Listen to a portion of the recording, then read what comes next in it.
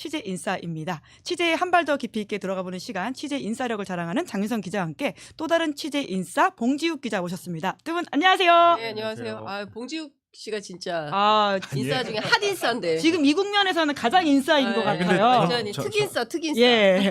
저는 정확히는 뉴스타파 퇴사했기 때문에 예. 전 기자입니다. 아, 그러면 봉지욱 진행자라고 말씀을 드릴까요? 봉지욱 진행자. 네. 근데 뭐 앵커 봉지욱. 홍사훈 선배는 그렇게 기자랑 말이 좋나 봐요. 홍사훈 기자, 기자 홍사훈입니다. 맨날 그렇게 시작하잖아요. 예, 그렇게 시작해요. 기자 홍사훈입니다. 네, 네. 지금까지 기자 홍사훈. 네, 그러니까. 아, 이 깨알 같은.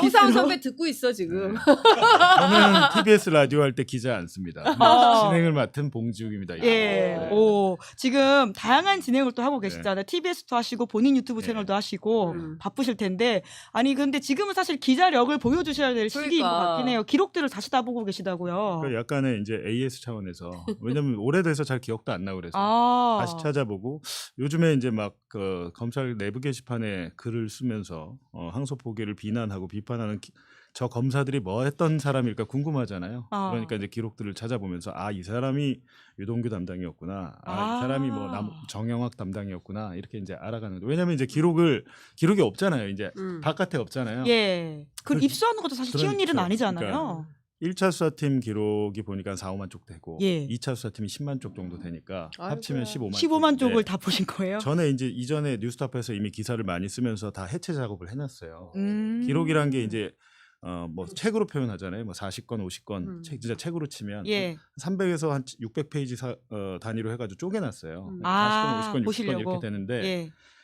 그게 그냥 막 중구난방으로 예를 들면 남욱의 피의자 신문 조서가 1, 2, 3, 4, 5, 6, 7, 8 이렇게 있지 않고 1권에 어디, 3권에 어디, 4권에 어디 이렇게 돼 있어요. 그러니까 처음에 이런 수사 기록, 증거 기록을 보면 그것들을 다 찾아내야 돼요. 남욱 1, 2, 3, 4, 5, 6, 7, 8, 90 피의자 신문 조서를 다 모아서 그럼 몇 번을 보셔야 되겠네요. 그러니까 모아서 예. PDF도 검색 가능하게 글자가 검색 가능하게 그걸 OCR 변환이라고 하는데 하고 나서 이 PDF들을 1, 2, 3, 4, 5, 6, 7, 8, 90 다 합쳐요. 그리고 나중에 검색해서 찾아보기 쉽게 만드는데 요즘 혹시 이 방송 보시는 그거 아세요? 구글의 핀포인트라는 프로그램이 있어요. 네, 제가 보니까 작년, 재작년에 나왔던 것 같은데 쉽게 볼 수 있다. 구글의 핀포인트 프로그램을 하면 PDF 변환 안 해도 바로 찾을 수 있어요. 진짜. 네, 그러니까 이게 탐사 보도 저널리즘을 위해서 구글에서 만든 아, 훌륭하네요. 프로그램 핀포인트. 무료 프로그램. 바로 쓰겠습니다. 구글이 착한 일도 하는구나. 그럼 저 유튜브도 구글이니까. 네. 예, 김현수님이 봉지욱 기자와 한동훈 대장동 끝장토란 한번 하시죠라고 하는데요. 근데 뭐 그분이 잘 아나? 그 대장동을. 근데 그분은 잘 모르고 잘 혼자서 안다고 계속 하면 하니까. 그러니까 잘 안 만약에 나왔어요. 만약에 잘 안다고 하면 제 생각에는 한동훈이 수사 기록을 본 거죠. 본인이 지금 되게 아는 척 많이 하는데 예. 법무부 장관이 그 수사 기록을 왜 봤을까? 봤다면 예. 이상하잖아요. 불가능한 거 아닙니까? 수사 기록을 법무부 장관이 볼 수가 불가능하죠. 있나요? 근데 저는 여러 가지 의심 포인트가 있는 게 한동훈이 장관 신분에서도 특정 기자들에게 정보를 좀 흘려준 예. 그런 소문, 야. 의심을 저는 하고 왜냐하면 구체적인 정황을 저는 알고 있어요. 정성호 장관 관련인데 나중에 좀 되면 얘기하겠습니다. 근데 불확실하니까. 근데 지금은? 어찌됐든 한동훈 전 장관, 한동훈 씨가 토론 대장동에 대해서 뭘 저렇게 잘 알길래 저렇게 얘기를 전부 잘 안다면 기록을 봤다는 건데 그럼 기록을 봤다면 장관 한동훈이 그 기록을 어떻게 본 거죠? 예, 그 자체가 부적절하다. 근데 뭐 내용을 모르고도 되겠다. 토론하자고 하면 하실 의향이 있으세요? 토론을 뭐 할 만 하는데 그거 아는 사람이랑 해야지. 그러니까 김규현 변호사랑 박상수 네. 대변인. 네, 그건 뭐 다음 주에 매칭이 됐다고 하더라고요. CBS에서 한다고. 근데 뭐 둘 다 이렇게 돼서. 근데 원래는 자기 하고 싶은 말만 제압을 해야 될 것 같아요. 자기 하고 싶은 말들만 다 하잖아요. 하는데 네 그렇습니다. 네. 한동훈 전 대표는 내용을 모를 것이고 안다면 그게 문제다. 왜 토론하자고 하는지 모르겠다 이 말씀이신 그리고 것 이제 같은데요. 기본적으로 그분 유튜버 구독자 몇 명인지 한번 봐요. 기본적으로 30만 밑으로는 상대 안 합니다. 네. 구독자 30만 밑으로는 한동훈 지금 유튜버 몇 명인지 한번 봐주세요. 예, 네. 저희 체크하도록 하겠습니다. 네. 30만 밑으로는 뭐 이렇게 같이 하자고 하면 안 돼요. 근데 사실 이제 어제 사의 표명 이후에는 이 사안이 좀 정리되는 분위기이긴 한데요. 이제 그럼에도 불구하고 이 항소 포기라고 하는 사안의 본질을 좀 저희가 짚어야 되겠다는 생각은 들거든요. 네. 도통 이게 뭐길래 이렇게까지 됐는지에 대해서 좀 두 분이 정리를 해주신다면 어떻습니까? 그 항소 포기는 과거에도 검찰이 많이 했어요. 뭐 검사라면 당연히 의당 항소 포기는 있을 수 없는 일이다. 근데 그렇게 할 것 같으면 지난번에 구속 취소 결정 이후에 즉시 장군은 왜 포기했어요? 그러게요. 이 대표적인 이런 사례뿐만 아니라 과거에 그 장동혁 대표 사건뿐만 아니라 민주당에서 조사한 내용 보니까 줄줄이 사탁으로 되게 많아요. 그런데 유독 이 대장동 사건에 대해서만큼은 왜 이렇게 연판장을 돌리고 일제히 지검장들이 나서서 하고 심지어 그 대검 연구관들인 그 초임 검사들까지 나서서 대거리를 하느냐. 그리고 뭐 암흑에 나가라, 암흑에 책임져라 이런 주장을 하느냐. 대단히 그 부적절한 정치 행위를 하고 있는 거다. 그러니까 늘 우리가 정치 검찰 문제점을 지적을 했지만 이 타이밍에 이렇게 나선 것은 누가 보더라도 자기들이 터닝 포인트를 잡았다라고 보고 이걸로 공세하면 남은 1년간의 유예 기간 동안에 그 보안 수사권을 가지고 판을 뒤집어 엎을 수 있다. 이런 자신감을 가지고 붙은 거 아닌가. 그런데 그 오늘 아침에 제가 또 취재를 했는데 전직 그 검사장 출신의 정치인 이런 얘기를 하더라고요.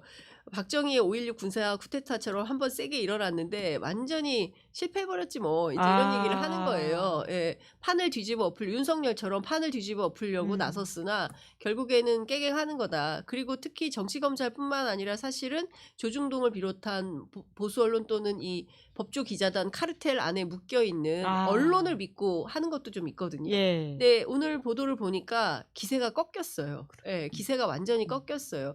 예전 같으면 일면부터 사설까지 그냥 몇 바닥을 쓰면서 뭐 거의 뭐 나라 망할 것처럼 써야 되는데 제일 크게 쓴 게 노만석 사진이에요. 퇴근하는 사진. 그래서 이걸 보고 옛날 같지 않구나. 조중동 힘이 옛날 같지 않네. 이런 거고 국민의힘 어제 뻘짓 세게 했잖아요. 장도혁 대표가 우리가 황교안이다.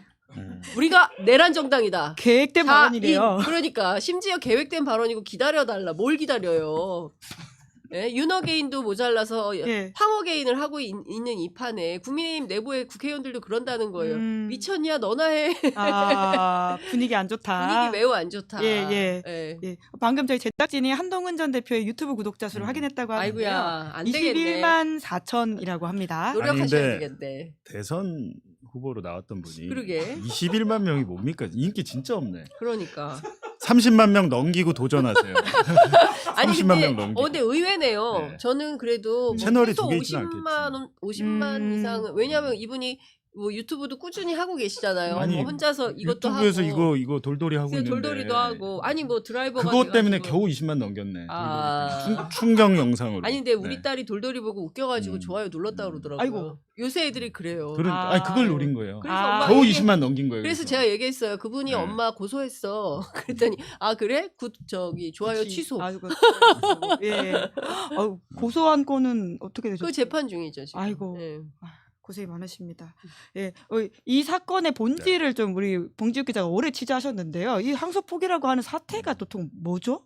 아니 저는 이제 두 가지의 이익은 있는 것 같아요. 검사들 중에 이 대장동 사건을 직접 수사했던 2차 수사팀, 윤석열 정권이 했던 수사팀은 대북송금 수사팀 보니까 지금 감찰받고 압수수색받고 구속영장 청구되게 생겼거든요. 서울고검 감찰팀이 수사를 굉장히 잘하고 있어요. 잘하고 있어서 강제 수사를 해보니까 압수수색 해보니까 뭐 소주 3병, 소주 4병을 생수 3병에 소주가리 해서 들어간 거 다 나오잖아요. 그런데 결국에는 이제 대북송금 감찰은 검사들에게 행할 텐데 그 모습을 지켜본 대장동 2차 수사팀은 얼마나 겁이 나겠습니까? 특히 강백신 검사 같은 경우에는 제가 보니까 대장동 플러스 저희 언론인들에 대한 수사. 그때 팀장이었잖아요. 그러니까 그걸 맡은 팀장이었어요. 예. 근데 이분 같은 경우는 만약에 이 사건의 전모가 조작 사건의 전모가 드러나면 중형이죠. 중형이에요? 중형이고, 그러니까 이분을 딸랐던 그 뭐 여러 가지 다른 검사들, 뭐 김영석 검사나 홍상철 검사 뭐 있잖아요. 다 같은 수사팀 아닙니까? 예. 그래서 제가 찾아봤더니 이 검사들도 일종의 조작강압 수사에 가담을 했다고 볼 수 있잖아요. 왜냐하면 그런 정황들이 있어요. 그리고 이제 그 수사팀의 목적은 그거겠죠. 일단 자기들 살려는 거겠는데 그렇다면 나머지 뭐 18개 검사장, 18개 뭐 지청의 검사장, 지청장 뭐 이런 사람들 왜 그러냐고 봤을 때 처음에는 저는 보안 수사권 생각했는데 그게 아니고 검찰 개혁 자체를 무산시키려고 하는구나. 아예 예를 법안 들면 자체도 검찰청 폐지 법안이 통과됐잖아요. 그걸 되돌리려고 하는구나라는 생각이 든 거예요. 왜냐하면 자기들은 항상 뭐랄까요 캐스팅 보트처럼 지난 윤석열 이재명 20대 대선 때도 자기들이 그 검찰에서 대장동 사건 기록 다 보고 그 대장동 그분은 유동규라는 사실 다 알고 있고 증거 갖고 있었잖아요. 그 예. 진술도 다 나왔고. 근데 거기서 누가 될지 모르니까 가만히 있었잖아요. 눈치를 보면서. 그러니까 항상 선거에 개입해왔던 버릇이 있는데 이번에는 지금 정권 출범하자마자 검찰청 폐지가 되니까 결국에 이 사람들의 목적은 검찰 개혁을 완전히 중단시키거나 뒤로 회귀시키는 거구나라는 예. 생각이 들죠. 왜냐면 근데 이 사람들이 근데 좀 조심해야 될 게 2차 수사팀 대장동 수사팀이 어떻게 수사했는지 이 사람 모르잖아요. 자기가 수사 안 했으니까. 수사 안 했으니까. 네. 근데 거기에 지금 편승을 한 거잖아요. 그럼 그러니까 다 같이 한 배를 탔잖아요. 근데 그 배는 침몰되게 돼 있어요. 네. 아니 근데 수사도 안 했으면서 네. 거기에 편승을 한다라고 하는 게 내용을 모르면서란 말씀이시잖아요. 네. 왜 그런다고 보세요? 부안해동도 있을 수 예. 있고요. 실제로는 직간접적으로 관여되어 있는 사람들인 걸로 예, 민주당은 파악을 하고 있는 것 같아요. 근데 이제 그 뭐 오늘 경향신문 단독 보도로도 나오고 저도 취재를 했는데 그 36명이라는 거예요. 이제 앞서 말씀하신 예. 대로 18명은 이제 연판장을 돌린 사람들이고 8명은 이제 그 차장, 지청장 예. 수준이고 그다음에 이제 10명이 평검사들이라는 건데 지난번에 그 구속 취소 사건 때 예. 그때 나흘간 댓글까지 포함해가지고 글 쓴 사람이 모두 7명이었어요. 근데 이번에는 36명이나 들러붙어가지고 야 이거 안 되겠다 하고 나선 거예요. 근데 거기에 주모자가 있습니다. 예, 검찰 내부에서 확인한 바에 따르면은 4명이라는 거고 그 중에 예. 둘은 완전 찐윤 검사들이에요. 그러니까 예. 뭐 이름은 제가 하도 고소고발이 많아가지고 얘기는 안 하겠는데 뭐 쓸 거예요. 저는 신문들이 조만간 쓴다고 예, 봅니다. 예. 나온다고 보는데 찐윤 검사 2명이 있고 예, 하여튼 이제 주모자는 4명이다. 그래서 이제 뭐 이렇게 저렇게 해가지고 팀을 짜서 뭐 그렇게 만들었겠죠. 덩어리는. 그런데 전체 2,300명 검사 가운데 채 50명이 안 되는 인원이 이렇게 전국을 뒤흔들고 있는 거다. 근데 과거에도 계속 이런 식으로 했고 그때마다 먹혔어요. 이게 가능했던 것은 앞서 말씀드린 대로 보수 언론, 소위 법조기자단 자신들이 쥐락펴락할 수 있는 언론이 있고 그다음에 행동대처럼 예. 움직이는 국민의힘이라는 정치 조직이 있고 그러니까 언제든지 이렇게 삼각동맹으로 움직였던 겁니다. 그런데 지금은 그 여론이 먹히지가 않아요. 그러니까 저는 이게 뉴미디어가 이러니 저러니 해도 아침부터 밤늦게까지 띠로 형성되어 있고 이 여론 시장을 흔들리지 않게 방어하고 있기 때문에 과거처럼 조선일보가 이렇게 힘을 발휘해서 무소불위의 권력을 행사할 수 없는 상황이다라는 게 있고 두 번째는 봉지욱 기자 잘 지적한 것처럼 어제 밤에 제가 취재하면서 깜짝 놀랐는데 이 사람들은 검찰 개혁에 대해서 진정성이 없다고 믿고 있어요. 민주당이. 그러니까 노무현 정부 때 그러니까 노무현 대통령 그렇게 보내고 그다음에 문재인 대통령 지금 재판받고 있고 그리고 심지어 이재명 대통령은 재판이 지금 중단되어 있지만 예. 언제 재개될지 모르는 가운데 우리가 보기에 더 쉬워 보이겠냐 어려워 보이겠냐 이런 얘기를 하는 거예요. 어머. 그리고 실제로 검찰청을 폐지하기는 했지만 그 후속 조처에 대해서 무슨 논의를 하고 있냐 이런 거죠. 그러니까 중수청, 공소청 이렇게 2개를 만든다고 예. 하는데 그 후속 논의가 전혀 없는 가운데 인사를 봐라. 오광수 처음에 했다가 문제되니까 날아가고 그 다음에 봉욱을 넣지 않았냐. 예. 근데 봉욱, 노만석, 그 다음에 정진우 지난 여름에 이 사람들이 무슨 일을 했는지 다 알고 있는데 검사들이 보기에 그러면 이 시그널을 어떻게 생각하냐면 적당히 하자. 우리 너희들하고 친하게 지내고 싶어. 이렇게 받아들인다는 거예요. 예. 그게 아니라 정말 센 검찰개혁에 의지가 있는 사람들을 넣었다면 그런 생각을 안 할 수 있는데 의외의 선택을 하지 않고 빤히 수순이 예상되는 그러니까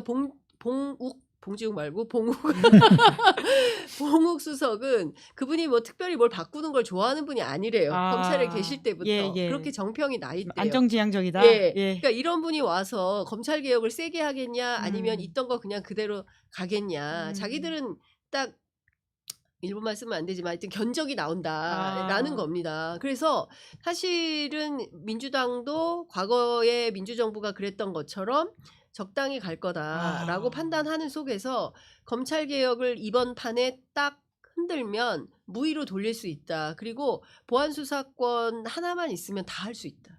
예, 이런 생각을 갖고 있는 거예요. 왜냐하면 22년에도 실제로 그죠? 그다음에 4개 4대 범죄 가지고 흔들었잖아요. 똑같은 방식으로 할 수 있다. 근데 하나 중요한 거는 이렇게 얘기하는 검사장 하나 있던데 그때와 지금이 다른 거는 그때는 4대의 범죄를 수사할 수 있는 권한을 획득한 후에 검난을 일으켰는데 이번에는 보안수사권을 획득하기 전에 이 사건이 났기 때문에 보안수사권 날아갔다. 오히려, 못 예. 받게 될 거다. 이걸로 네. 확실하게 그렇죠. 조집을 찍을 수 있다. 있다, 오히려. 오히려. 예, 그래서 예. 타이밍이 예술이다. 이제 이런 얘기도 하고 그러니까 있더라고요. 예. 사실은 민주당 일부에서도 그래도 검사들이 수사 잘하는데 보안 사건 줘야 된다는 의견이 있었어요. 그랬죠. 있었는데 이번 사태로 끝났다고 봐야죠. 제가 볼 때는 잘하면 검사라는 단어 자체가 없어질 수도 있겠구나. 자기들 알고 있어요. 예, 공소관이다. 우리 공소관. 그러니까. 예. 검사라는 단어 자체가 없어질 수 있습니다. 네.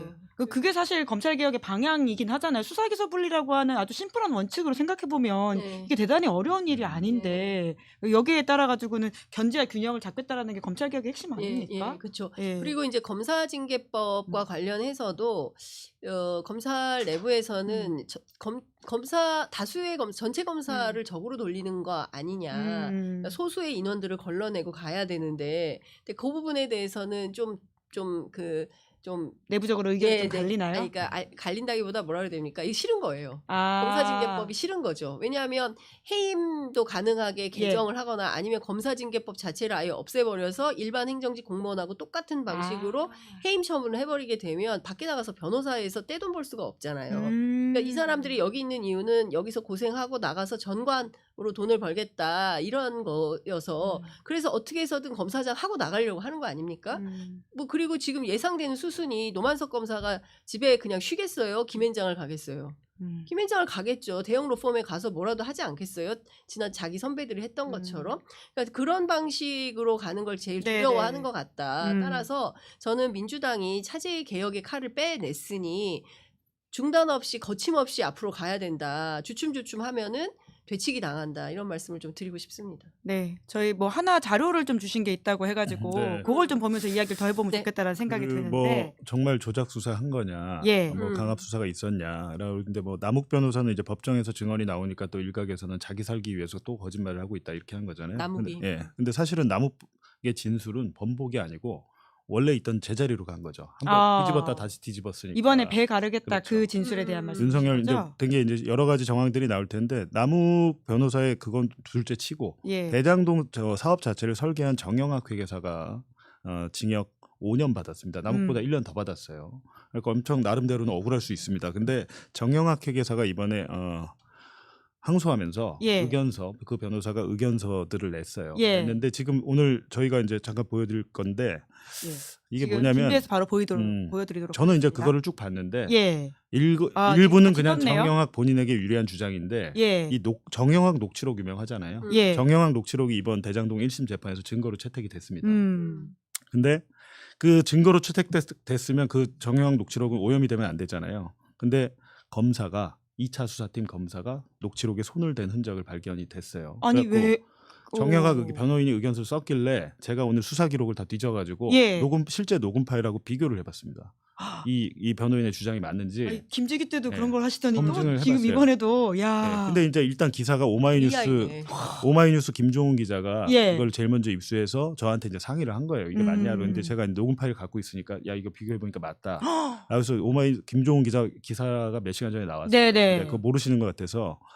일단은 이제 자세한 내용은 오마이뉴스 김종훈 기자 기사 보시면 되는데 지금 보여드리는 거는 실제로 그 정영학 정영학 의견서예요. 의견서인데 내용이 이때가 정영학하고 남자 1 이거는 검찰이 작성한 정영학. 그러니까 정영학은 녹음 파일을 낸 거예요. 그리고 정영학 녹취록이란 거는 정영학이 민간 속 기사에 돈을 주고 자기가 만든 겁니다. 근데 검찰은 정영학 녹음 파일을 기반으로 해서 검찰청 소속 속기사들이 다시 녹취록을 만들었습니다. 지금 첫 번째 녹취록을 보시면 검찰 작성 녹취서 이렇게 돼 있잖아요. 남욱이 이때가 언제냐면 2013년 4월 16일에 남욱과 정영학의 대화예요. 검찰이 만든 겁니다. 남욱과 정영학의 대화인데 여기 보시면 이때 당시에 이제 남욱이 유동규한테 9천만 원 주고 나서 그날 자기의 성과 일을 보고하는 거예요. 그렇게 돼 있어요. 그때 보면 항상 정영학한테 우리가 거둔 돈을 어떻게 전달했고 유동규의 반응이 뭐였고 유동규가 어떤 말을 했고 이런 것들인데 녹취록의 내용인데 저기 보시면 그러더니 인상을 퍽 얼굴이 빨개 갖고 들어와요. 유동규가 돈 받고 나갔어. 쇼핑백을 갖고 나갔는데 나갔다 오더니 얼굴이 빨개 갖고 들어왔어요. 그래갖고 뭐 없는 일처럼 뭐 없던 일처럼 하더니 이제 실장님 얘기를 꺼내더라고요. 그럼 여기서 실장이란 것은 이 사건에서 딱 한 명밖에 없거든요. 저거는 정진상 실장 얘기. 돈 받은 쇼핑백을 갖고 나갔다 들어오더니 내가 돈을 줬는데 그걸 갖고 나갔다 들어오더니 정진상 실장님 얘기를 꺼내더라고. 요거잖아요. 예. 요게 이제 검찰이 작성하고 요게 재판부에 제출이 됐어요. 제출이 됐는데 제가 녹음 파일을 들어봤더니 실제 녹음을 실장님이란 들어봤더니? 단어가 없어요. 어머. 아니 이거 조작 아니에요? 와. 조작이죠. 그러니까 제가 말씀드린 거예요. 아. 다음 거를 한번 보여주시면 실제로는 어떻게 돼 있냐면 지금 보여드리는 거는 정영학이 제출한 민간속 기사한테 돈 예. 주고 민간속 기사도 조작 못해요. 그래서 국가 실제로 국민에서 그러면, 도장 예, 찍기 민간 때문에 속기사가 썼고 지금 봉수 예. 기사 들어본 그러니까 내용이라는 거잖아요. 민간속 기사를 보니까 실장님이 아니고 재창형이에요. 이거는 재창형 너무 다르잖아요. 그러니까 이거는 이게 헷갈릴 수 없는 단어예요. 실장님과 네. 재창희 형을 다르게 들을 수가 그렇지. 있나요? 다르게 들을 수 실장님은 없어요. 3글자고 재창형은 네. 4글자인데. 네 글자고 네. 바이든 날리면보다 훨씬 심각한 겁니다. 심각하네. 이거는. 근데 재창형은 네. 누구예요? 재창형은 처음에 초기 사업자 같이 음. 하다가 나중에 나가버린. 김만배가 너 나가 해가지고 정재창 씨인데 정재창 지분을 먹습니다. 아. 나중에 정재창이 협박하죠. 음. 나 유동규한테 니네가 돈 준 거 폭로할 거야 하면서 아. 100억 이상 뜯어내요. 야. 그러니까 저분은 그래도 발은 안 당한 거예요. 네, 나중에 이제 네. 받았지만 어찌됐든 재창이 형은 초기 사업자, 동업자였는데 재창이 형을 실장님으로 둔갑시켜서 재판부에 내요. 야. 냈어. 저거 작성한 검사 누구예요? 와. 홍상철 검사라고 정영학을 조사한 검사 누굽니까? 아. 홍상철 검사 군산지청 형사 1부장 최근에 무슨 케이스 검찰 올렸어요? 2%스 예, 올렸죠. 글 썼다고. 예, 예, 예. 올렸죠. 사실. 우리가 저렇게 나무 같은 애들 진술 바뀌고 할 때 우리가 대응해야 된다고 했는데 대검에서 막았다고 평론에 있잖아요. 예. 그분이 정영학 담당 검사였습니다. 아니 근데 어떻게 이렇게 다른 단어를 써서 재판부에 증거로 낼 수가 있는지 이건 재판 자체에서 지금 문제를 삼아야 될 이것뿐만이 내용인 것 아니고요. 같은데요? 김용을 또 끼워 넣으려고 김용은 아예 단어 자체 그 말 자체가 없는데 녹취록에 용이하고 이하고 예. 용이하고 예. 예, 와. 용이하고 예. 이상훈 기사 그쪽 한번 선배하고 잘 보여주세요. 용이하고. 네. 예. 기사 잠깐 예, 띄워주시면 기사를 좀 준비해서 보여드리도록 하겠습니다. 용이하고를 껴. 음. 저 상황은 뭐냐면 성남도시개발공사를 막 만들어 성공했어요. 도시개발공사 만들려고 많이 한 네. 이유가 뭐냐면 시장은 이재명이었지만 당시에 그 새누리당인가요? 새누리당 한나라당 한나라. 그 사람들이 시의회를 대부분 그 장악하고 새누리당을 장악하고 있어서 최윤길 의장한테 얘들이 로비를 한 거예요. 로비를 와. 해서 최윤길 의장이 민주당으로 넘어와요. 왜냐하면 예. 나도 의장이 되고 싶거든. 아. 이 업자들과 최윤길의 이익이 합치돼 가지고 예, 예. 의장이 넘어와 가지고 도시개발 만드는데 도시개발공사 만들려면 그 시의회를 통과해야 되니까 협조를 해주고 성공을 해냅니다. 그 직후에 이제 그 김만배와 정영학이 통화한 녹음 파일이에요. 예. 거기서 이제 누구 고생했고 뭐 항구형 강항구라고 그때 민주당 시의원이 있었고 했는데 누구 이제 고생한 사람들 이름을 쭉 대다가 용이하고 누구 의원하고 고생했어요. 근데 용이하고는 없어요. 제가 녹음 파일 들어보니까. 어머. 네. 와. 용이하고란 이름 자체 그 검에 아예 없어요. 그 네 글자가. 조작수사네요. 아 근데 진짜 없는 그러니까 단어를 지금 끼워넣는 사람들이 거는 야 정말 조작 불법수 야 남욱 같은 범죄자가 지 살려고 저러는 거 아니야. 이재명한테 다시 붙은 거 아니야. 그렇지. 그걸 그렇게 볼 수 있어요. 예. 근데 저는 이 정영학 의견서도 마찬가지입니다. 자기 살려고 낸 건 알겠는데 제가 갖고 있는 수사 기록과 녹음 파일과 비교를 해보니까 예. 없어요. 없는 단어를 김용을 넣으려고 넣거나 재창형을 실장님 정진상 실장으로 바꾸거나 야. 또 있어요. 뒤에 또 있는데 그 봉주 기자 일일이 다 들어보고 확인한 내용입니다. 내일 그래서 궁금하신 분은 예. 내일 낮 12시 TBS 라디오 TBS. 봉지욱의 봉인해제에서 예. 저 녹음 파일 제가 전국민 듣기 평가하려고 와. 지금 TBS 제작진이 편집하고 있습니다. 야, 근데 편집하고 진짜 중요한 있으니까. 내용이네요. 제가 지금 혼자 아니 프리랜서다 보니까 음. CG도 안 되고 네. 편집도 안 되잖아요. 그러니까. 그래갖고 좀 혼자 부탁을 일해봐 드렸죠. 얼마나 힘든지. 예, 만약에 사장님이. 내일 낮 12시 TBS 95.1 그리고 유튜브에서 예. TBS 유튜브에서 전국민 듣기 평가 한번 아니 하시죠. 그 기자니까 홍상철 그 검사한테 확인했을 거 아니에요. 당신 이거 왜 이렇게 썼냐. 그거는 이제 연락이 안 되고 있습니다. 전화 안 받. 어머. 그래요? 그 입장을 못 밝히고 있는 건 되게 그거는 이제 실제적인 그거는 오늘 상황이네요. 저녁이라도 계속 해볼 건데 예. 사실은 이건 뭐 홍상철의 하나만 한 게 예. 그냥 조작이에요. 왜 조작인지 제가 왜 확실하냐면 이거는 또 김종훈 기자가 기사 쓰고 있으니까 제가 말은 하지 않겠는데 1차 수사팀과 2차 수사팀이 달라요. 다르죠. 그렇죠. 네, 예. 달라요. 그죠? 수사 내용도 다르고 예. 과정도 다른데 녹취록도 달라요. 에? 아니 근데 네. 똑같은 그러니까 내용을 그런- 듣고 다른 증거를 낼 수가 있어요? 그러니까요. 그래서 이 사람들이 이럴 수 기가 있어요. 막히다. 아니 이게 그 검사들 1970년대도 입장에서는 이럴 수 아니고. 있어. 그러니까. 검찰청 속기사가 한 거지 제가 한 거 아니에요. 이럴 수 있잖아요. 네. 또 뒤집어 관봉권처럼 근데 뒤집어. 그거를 그러네. 분명히 재판에서 정영학 재판에서 나와서 이걸 제시하고 아까 그 실장님, 야 너 여기 실장님 얘기했잖아. 너 들었잖아. 정영학이 발끈한 거죠. 무슨 실장님이 어디든 이미 재판에서 일부 나왔단 얘기예요. 아, 근데 이게 주의 깊게 안 듣고 그러니까 있구나. 언론들이 재판 안 아. 들어가니까 이게 이런 거 이렇게 되는 건데. 아니 근데 그 해당 판사는 그걸 들었어야 됐던 거 아니에요? 아, 판사는. 근데 이제 보시면 기록으로만 봤나 대장동 보죠? 1심 재판의 선고가 내용이 모순된 게 되게 많잖아요. 예. 수뇌부가 수뇌부가 존재하고 유동규 혼자 다 못했을 것이라 하면서도 이재명 성남시장은 얘들이 이렇게 업자와 유착한 걸 몰랐을 것이다라고 예. 또 이렇게 왔다 갔다 하잖아요. 아, 일관된 왔다 입장으로 갔다 보이지 하잖아요. 않는다. 그러니까 예. 판사 입장에서도 예를 들면 조작된 녹취록이 제시가 됐다라고 하면 와. 그걸 오해할 수 있죠. 왜냐면 김용 실장님 이런 게 나오니까. 와. 그러니까 왜 그랬냐면 2차 수사팀의 목적은 뭐였냐면 맨 처음에는 대장동 그분은 유동규하고 기소를 1차 수사팀이 했어요. 2021년 10월에 예, 대선 기간에 이미 했는데 윤석열이 되고 나니까 야 이렇게 수사를 이렇게 끝나면 어떡하냐.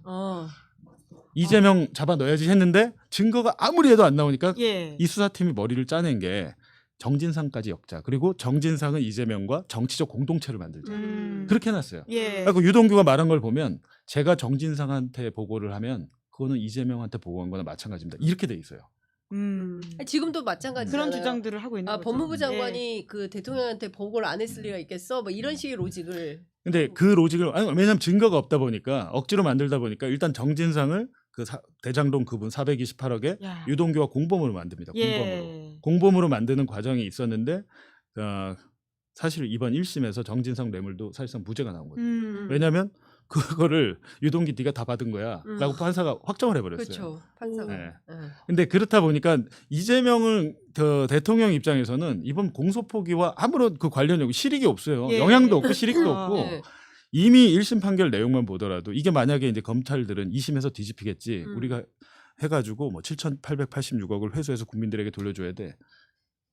개구라 치지 말라고. 개구라 치지 말라고 하세요. 걔들의 목적은 나 이거 조사받으면 감옥 갈 것 같은데. 아. 지금 제가 보여드렸잖아요. 판 뒤집으려고 네. 하는 이유를 알겠네요. 그러니까. 본인들이 다친다. 이게 진실이 드러나면. 그렇죠. 그리고 이제 이 수사에 참여 안 한 검사들 중에 이제 부안해동하는 사람들은 이제 차차 이런 내용들이 나오면 발 뺄 겁니다. 그러겠죠. 네. 근데 지금 잘 보세요. 와. 한남동에 그 가서 으쌰으쌰 집회에 나왔던 국민의힘 의원들. 예, 관저 앞에서. 그렇죠. 적극적으로 했던 사람들 다 나오잖아요. 김기현 왜 그랬는지 나오지 않습니까? 추경호 왜 그랬는지 예. 나오고 있잖아요. 그러니까 저는 결국에는 자신의 범죄 사실을 감추기 위해서 대표적인 사람 하나 있죠. 한덕수. 아. 왜 이렇게 무리하게 우리 서로 사랑해야 됩니다. 저도 호남 출마하려고. 사람입니다 하면서 출마를 왜 강행하려고 했었나. 결국에 자신의 내란 중요임무 종사자라는 혐의를 감추기 위해서 안 그렇죠. 되겠다. 무리하게 대통령 후보라도 돼야 되겠다. 그래서 감옥 가기 싫다. 이거를 하는 건데 이건 검사들도 마찬가지인 거죠. 와. 아 근데 심지어는 그 검사들이 이런 증거 조작이 들켰을 때 했을 논리까지도 지금 봉직 기자님 말씀해 주신 건데 그 속기사가 잘못한 것일 거다. 이런 식의 주장을 할 수도 아니 있다는 그래서 거잖아요. 이제 와. 김도훈 기자가 두 번째 기사를 준비하고 있는데 야. 그걸 제가 이제 힌트를 줬죠. 힌트를 주고 이건 이렇게 나올 것이니 이렇게 하면 된다라고 하는데 근데 그렇게 지금 발뺌을 하지 못하는 게 재판정에서도 지금 이게 다뤄졌기 때문에 예. 다뤄졌기 때문에 왜냐면 증거로 제시가 됐잖아요. 근데 유성 사건 때도 결과적으로 음. 국정원만 책임지게 만들고 검사들은 다 빠져나갔어요. 맞아. 왜냐면 자기들이 기소하니까 맞아. 진짜 이렇게 네, 할 것 그렇습니다. 같아요. 예. 밑으로 딱 책임을 씌워버리고 아니, 결국에 본인들은 관복권 빠지고. 띠지도 음. 수사관 와. 잘못이고 흐지부지 될 거야라고 하니까 이거 안 된다 해서 상설특검 하는 거잖아요. 법무부에서. 예. 아니 이거는 아. 무슨 뭐 이재명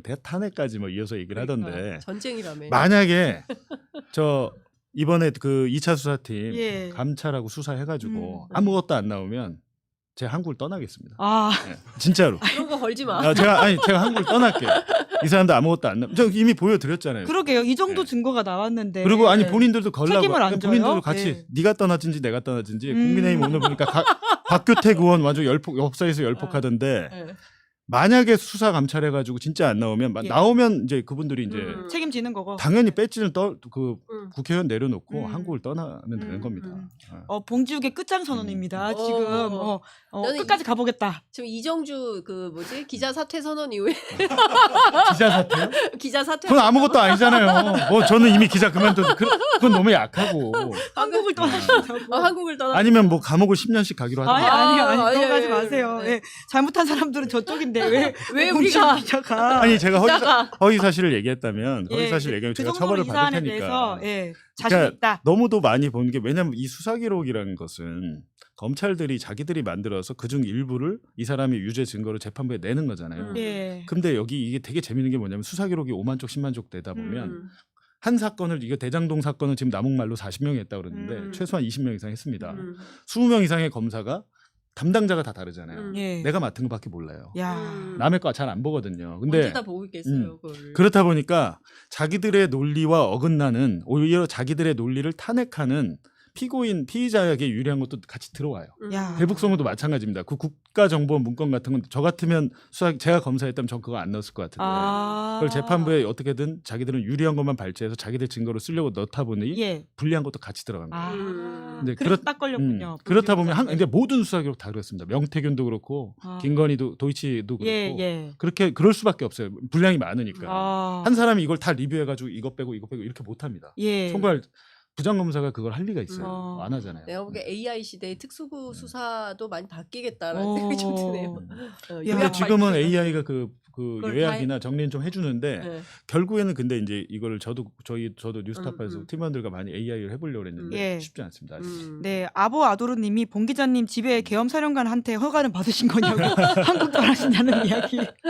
예, 걱정을 벌써부터 하시는 분들이 계십니다. 그 정도로 자신 있다는 이야기니까 떠나시는 거 전혀 아니다. 아니, 근데 너무 딱 떨어지는 증거를 찾아왔네요. 아니 그러니까 이번에 대단하네요. 검사가 배가르 상기 예. 꺼내고 선택하게 했다 했잖아요. 한번 그러니까 검사가 그 은유적인 표현 아니냐고. 그러니까 은유적인 표현 아니에요. 뭐 저도 수술에 비유했다. 저도 그러면 나중에 은유적인 표현이 있다고 하면 되죠. 뭐. 예, 참 검사들에 대한 문제점들 물론 뭐 일부 특수한 사건을 하는 근데 이게 진짜 문제니까 국민들이 전체를 문제라고 생각하는 그쵸. 거잖아요. 네. 그러니까 참 끝이 없다라는 생각이 드는데 근데 심지어는 이제 강백신 검사 같은 경우에는 또 우리 봉지욱 기자 기소와도 연관되어 있는 분이잖아요. 이분이 이번에도 되게 중요한 역할을 항소 포기 사태에서 했던 것 같고. 아니 저는 저랑 나이 차이 많이 나는 줄 알았더니 한 4살밖에 안 되더라고요. 네, 4살 안 되는데 제가 볼 때는 이분은 나름대로 인생을 열심히 사신 것 같아요. 사시가 좀 늦게 되신 것 같아요. 사시가 늦게 됐는데 그러니까 핵심 수뇌부에 들어가려고 노력을 한 사람들 있잖아요. 영화에 보면 그런 사람들 꼭 무리합니다.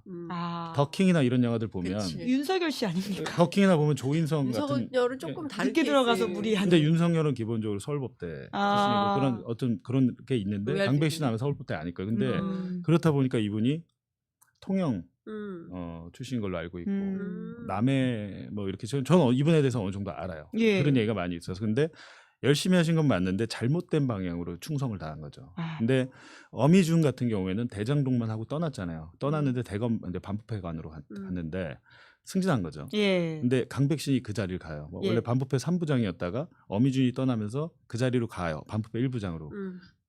그게 2023년 9월에 갑니다.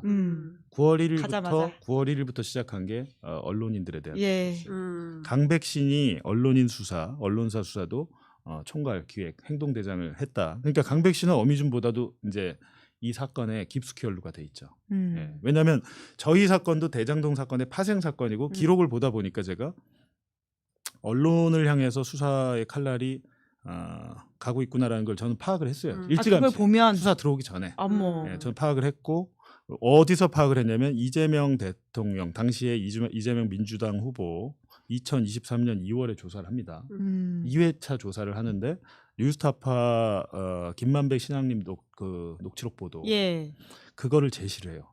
이재명 갑자기 이재명 그 대표한테 당시에 제시를 해요.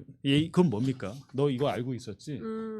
이게 왜냐면 본인이 이제 다 진술 거부하셨잖아요. 진술 거부를 했기 때문에 그냥 넘어갔는데 저는 그게 되게 뜨악하더라고요. 갑자기 뉴스타파 보도로 딱 별도의 수사 보고서를 만든 다음에 그 수사 보고서를 제시를 하고 거기에 대한 의견을 묻는데 이거는 뭡니까? 엮으려고 하는구나. 라는 걸 저는 거기서 정확하게 느끼고 예. 3월 달에 한 달 뒤인 3월 달에 유동규를 부릅니다. 갑자기. 음. 유동규를 부르면서 뉴스타파 이 보도 그리고 김만배 공산당 프레임 거기에 대해서 물어요. 그것도 진술 조서로 남아 있어요. 야. 저는 그걸 보고 야 언론인들한테 그 수사 들어오는 거다 딱 직감을 했죠. 근데 아니나 다를까 바로 오진 않고 진짜 들어왔어. 6개월 후에 온 거죠. 딱 오고 6개월 후에 왔는데 어쨌든 강백신 제일 떨고 있는 사람은 이제 강백신일 거고 한동훈 같은 분도 이제 자유롭지 못한 게 이제 당시에 법무부 장관 본인 2023년 12월까지 했잖아요. 그러니까 법무부 장관이었는데 그렇다면 강백신이 이 언론사와 기자들 다 잡아 넣어야겠다. 갑자기 생각할 리는 없고, 그죠? 대장동 사건을 이재명을 내가 잡아 넣어야겠다. 난 원래 이재명이 싫었어. 이렇게 한다고 자기가 한다고 그럼 위에서 그걸 가만둡니까? 예, 차장 검사 그때 4차장 고영공 뭐 이거 다 있었잖아요. 차장 검사장 대검 검찰총장 뭐 다 제끼고 할 수 있어요. 그리고 무엇보다 민정수석이나 뭐 그때는 민정수석 없었으니까 주진우 법률비서관이 사실상 민정수석의 역할을 했잖아요. 지금 많이 설치죠. 다 이유가 있는 거예요. 지금 막 열폭하면서 설치는 사람들은 다 이유가 있는 거예요. 한동훈 전 대표가 페이스북을 왜 이렇게 많이 하는지에 대한 많은 분들의 그 의문이 있었는데 또 우리 봉지욱 기자가 백그라운드 저는 페이스북 직원인 줄 알았어요. 하루에 뭐 이틀 동안 21개를 올렸다 그러던데 그 누가 그렇게 본다고. 유튜브가 구독자가 얼마 안 되니까 페이스북에 이렇게 열심히 하는 것 같아요. 이해할 수 있는 백그라운드를 이제 해설해 주셨다라는 말씀을 드려야 되는데 방금 뭐 말씀하실 거 있지 않으셨어요? 아니 그러니까 저는 이 뭐 다 떠나서 그 이제 봉지욱 씨가 이렇게 재밌게 얘기를 하니까 막 듣느라고 뭐 시간 가는지 모르고 있는데 그 기본적으로는 팀이 있는 거예요. 팀. 그러니까 그 검사 동일체 원칙에 따라서 움직이는 팀이 있는 거고 그렇기 때문에 그 헤드쿼터에 해당하는 사람들이 몸달아서 막 페이스북 글도 올리고 뭐 이렇게 하는 거 아닌가라는 생각이 좀 들기도 하고 그 검찰에서 검사가 누군가를 고소하거나 대응할 때 이거는 검사 개인이 아니다. 대검에서 하는 거다. 이렇게 생각하고 준비 대응해라. 라는 얘기를 그 전직 검사가 해주더라고요. 근데 고소당하시는 입장이니까. 아니 저 실제로 제가 피의자로 박상용 검사가 또 걸었잖아요. 그러니까 박상용? 박상용. 그 유명한 박상용. 아니 박상용은 아니고 그건 대북성 수원이니까 제가 이제 피의자를 수사받을 때 여기는 딴 사건이고 그러니까 명예훼손 윤석열 명예훼손 사건 할 때 담당 검사한테 제가 물어봤다니까요. 당신이 뭐라도 결정을 쓴 게 하나라도 있으면 내가 내 증거를 다 내겠다. 한참 생각하더니 제가 어떻게 못합니다 이렇게. 그러니까 그 말 녹음하셨어야 됐어요. 그건 다 녹화돼 있어요. 아 그래요? 영상 녹화 조사를 증거를 다 가지고 오실 수 있지 않아요? 그걸 우리가 정보공개 청구했는데 안 줘요 지금. 왜요? 검찰 마음이니까. 와. 그냥 검찰 마음. 야, 이제 법 개정해야 될 게 한두 개가 아니네요. 그러니까 아니 그거 만약에 시간이 없어요. 전화 한상진 기자 영상 우리 다 영상 녹화 조사 받아요. 왜냐하면 나중에 얘놈도 이럴까봐. 근데 이제 김용진 기자가 빅픽처가 있으니까 그때는 몰랐죠. 이거 나중에 이거 활용해서 압수수색 2 만들려고 하죠. 다큐멘터리.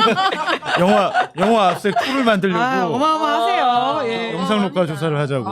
근데 역사의 중요한 기록이니까 만들어야 될 것 같긴 해요. 흥미진진할 것 같다라는 생각도 들고. 근데 이런 이야기 듣다 보면 국정조사가 가야 되겠다라는 생각은 드는데 민주당이 지금 하기로 했죠. 국정조사 하기로 했는데 국정조사뿐만이 아니라 저는 이제 검찰개혁과 관련해서 스텝을 조금 더 속도감 있게 가야 된다라는 생각이 좀 드는 거예요. 당장 이런 검사들이 뭐 상당히 자신감이 있는 거잖아요. 검찰개혁 무위로 만들 수 있어.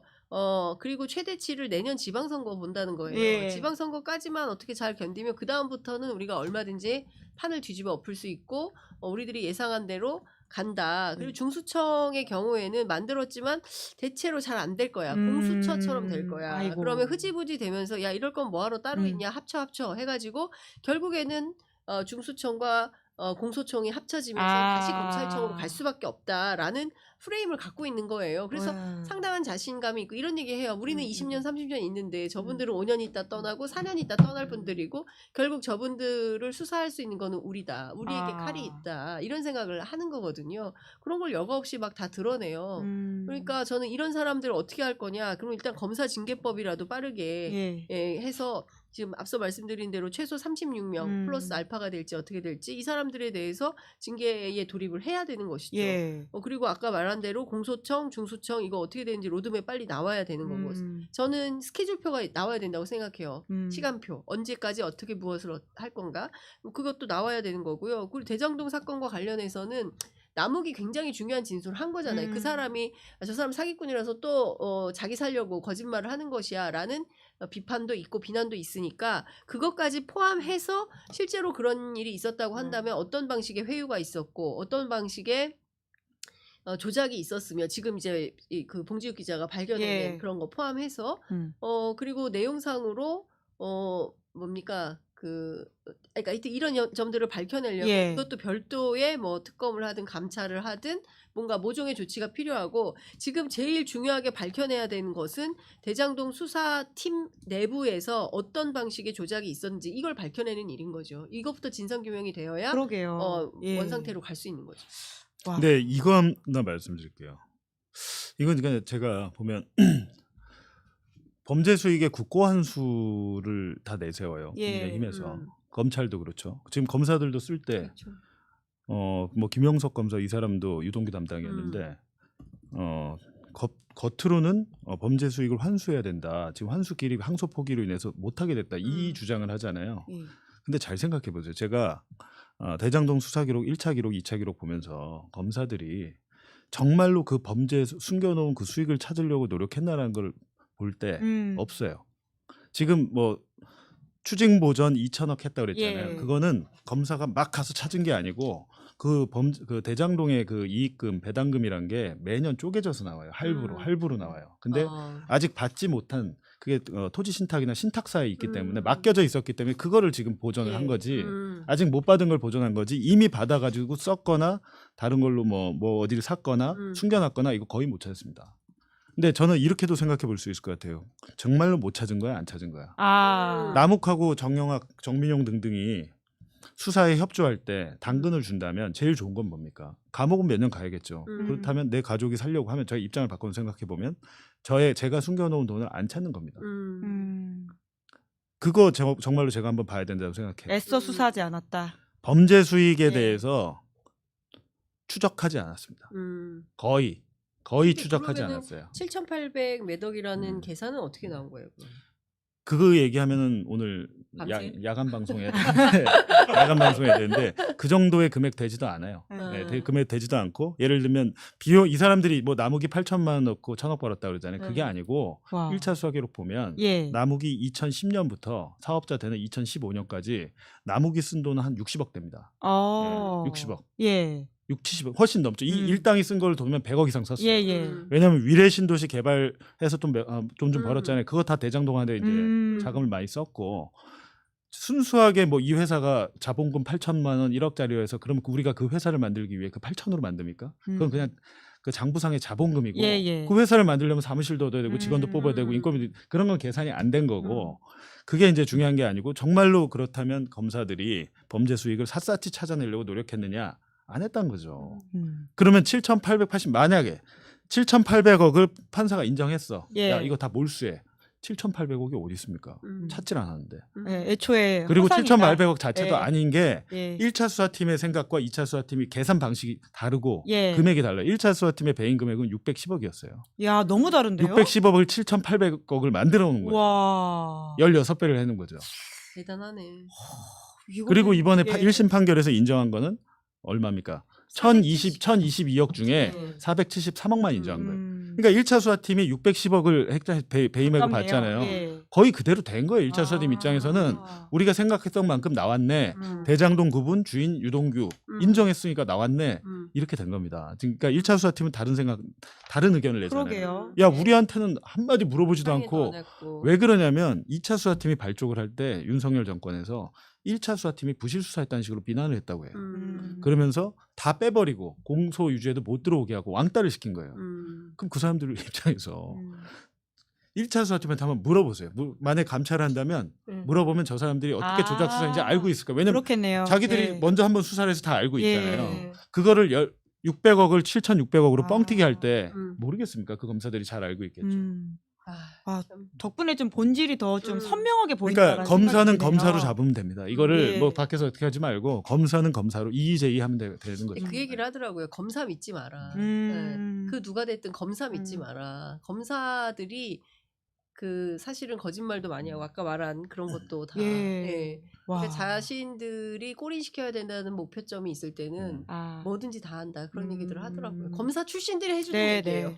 그리고 이번 사태 팩트만 믿는 걸로. 때문에 수사 기소를 분리해야 게 나온 거예요. 강백신이가 자기가 수사했는데 그렇잖아요. 내가 수사하고 공소유지까지 재판까지 들어가는데 이게 사건이 내가 한 만큼 안 돼. 내가 조작 수사한 거 드러나게 생겼어. 덮어버리는 거죠. 가만히 있을 수가 없죠. 이러면. 그러니까요. 이번 사태, 이 항소포기 사태가 정확하게 수사 기소를 분리해야 된다는 이유가 되는 그 목적, 그렇죠. 이유를 얘기해 주는 거죠. 그게 딱 서로 스크리닝이 되잖아요.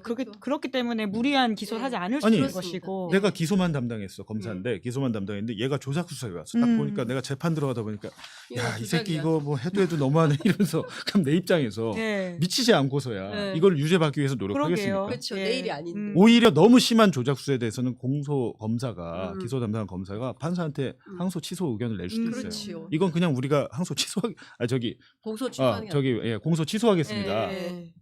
야, 아니 오늘 봉지욱 기자님이 어지러지랍니다. 정말 어마어마한 사실들을 알려주고 가셔가지고 충격과 그리고는 진짜 우리 앞으로 이걸 잘 봐야 되겠다라는 좀 생각이 드는데 그래도 저희가 오늘 메인 썸네일로 홍자원과 윤석열의 재판을 좀 걸은 게 있어서 그걸 눌러서 들어오신 분들은 그 이야기 좀 궁금하실 수 있어가지고 그거 잠깐만 좀 다루고 마무리하도록 해야 될 것 같은데요. 오늘 이제 홍장원 전 차장의 윤석열 씨 1심 재판, 그러니까 지기현 부장이 진행하고 있는 내란 재판에 증인으로 나왔는데요. 그 아무래도 핵심 증거가 그 홍장원 메모이다 보니까 그걸 가지고 계속 좀 시비를 붙이고 있는 것 같아요. 그래서 지렁이 글씨다 이런 식의 주장을 하고 있다라고 하는데요. 오늘 뭐 내용들을 이제 막 들어오기 시작해서 두 분이 뭐 자세하게 이야기를 하시긴 어려울 것 같고요. 오늘의 좀 관전 포인트가 있다면 뭐가 있는지 그냥 이야기를 좀 하나씩 좀 그러니까 짚어주실까요? 지렁이 글씨여서 못 알아듣겠다 이런 거예요? 그게 왜 조작했다 뭐 이런 건가? 모르겠네. 그 PD님 이준석 글씨 좀 한번 찾아보세요. 거기 진짜 안 필요. 이준석 글씨 한번 찾아봐주세요. 예. 지렁이 하면 거기지 또. 아니, 근데 저는 저 연출이 된다면 홍장원 전 그 1차장은 곽종근과 같은 상황이 벌어질 수도 있겠다. 더 폭로할 수도 있다. 예. 곽종근 사령관이 내가 여기까지는 얘기 안 하려고 했는데 한동훈 데리고 와. 한동훈도 정치인인데 한동훈만 공개하고 나머지는 또 비공개로 했어요. 밝히진 않았는데 뭐 내 앞에 데리고 와 총으로 쏴주겠다 이런 말을 했어요. 홍장원 차장하고도 저는 그런 류의 진실 공방이 예상이 되는데 지금 뭐 어디까지 재판이 6시가 넘었는데 지금도 하고 있나요? 홍장원 차장이 이제 나갔다라고 하고요. 다음에 변호인 측 반대 신문을 20일에 진행을 한다라고 저희 현장에 가 있는 기자가 좀 알려줬습니다. 이 이야기는 앞으로 좀 계속 또 해보도록 하고요. 지금 이렇게 홍장원 전 차장을 모욕하는 방식으로 윤석열 씨가 나오면 더 큰 게 나올 수도 있다. 그렇죠. 충분히 가능한 이야기인 것 같습니다. 그러니까 뭐 윤석열이 홍장원이 지렁이 글씨다 하면서 뭐 이렇게 신빙성을 깎아내려고 하는데 이준석 글씨 한번 보시면 그렇게 쓰기도 힘들어요, 진짜. 진짜. 지렁이의 원조 이준석에 비하면 홍장원 차장은 명필입니다. 그리고 그 당시에 급하게 받아쓰고 그렇죠. 이런 상황들이었기 때문에 뭐 그 시체를 그렇게 이야기하는 게 비상계엄이 터졌어요. 누구 체포요라고 하는 상황인데 더 이상 받아줬다 이거 아니잖아 해서 안 적었다는 거잖아요. 이런 일이 일어나는 건 북한이라고 말하는 분입니다. 그리고 북한이 같이 있었다는 거 아니에요. 그렇죠.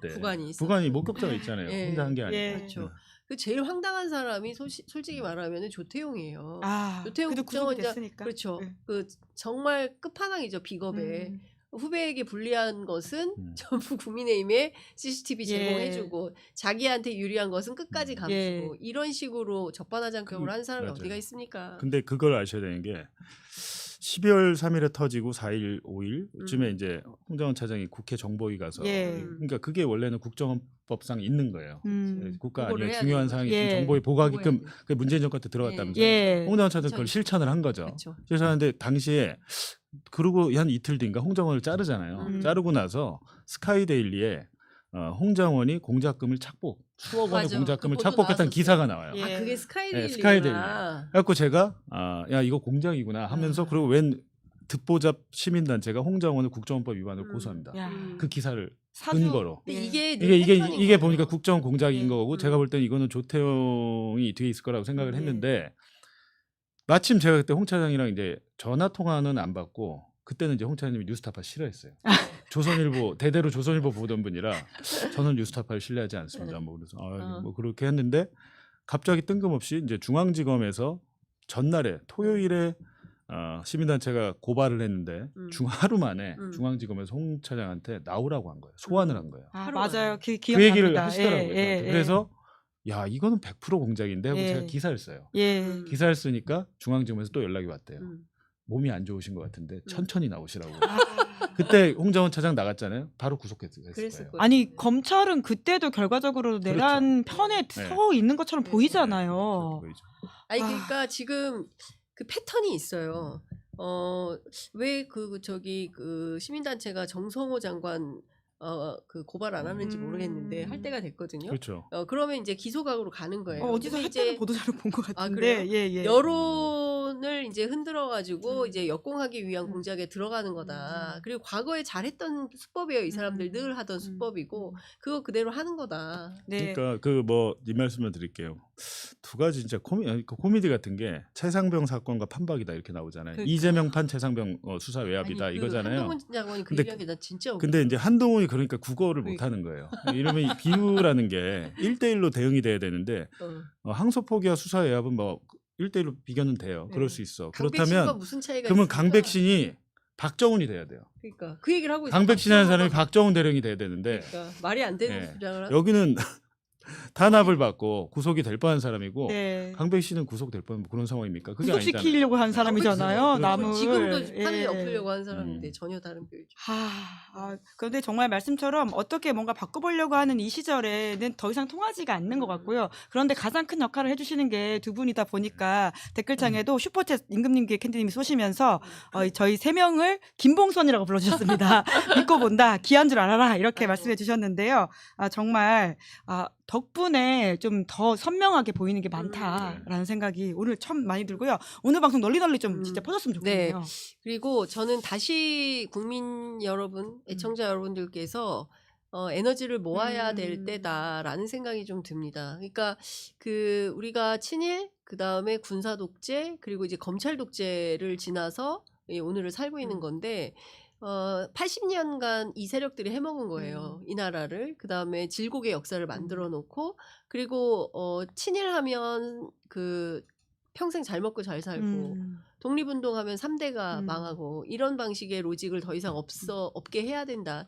그 단초가 지금이라고 생각하고, 조만간 이제 일주기가 다가오는데, 내란. 그렇습니다. 그냥 뭐 알아서들 하겠지. 이렇게 할 때가 아니다.